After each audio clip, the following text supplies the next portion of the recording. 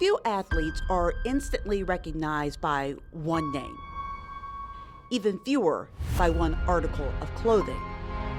But then again, few are at the level of Richard Petty. There's athletes in certain sports that do transcend, but you take them out of that context and people recognize them still, and that's the way he is. He changed the sport not only in the generation when he was most successful, but every generation after.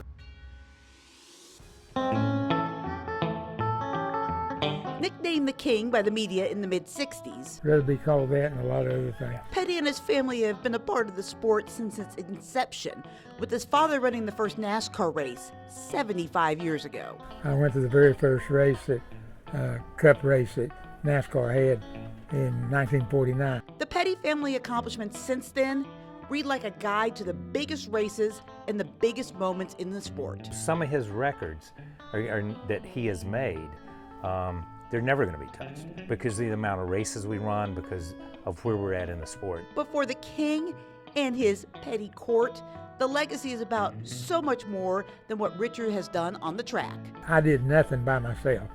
There was always my dad or my brother, Dale Inman, our crew chief.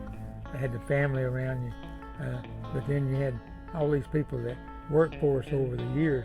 They're the ones that made it work. It says 75 years of racing, you know what I mean? But I think when you look back, it's also 75 years of family. Petty says the biggest legacy his family will leave behind is the Victory Junction Gang Camp. That's a camp for children with various illnesses. It was created in honor of Kyle's son Adam, who was killed in a crash in New Hampshire in 2000. At the Daytona International Speedway, I'm Heather Williams.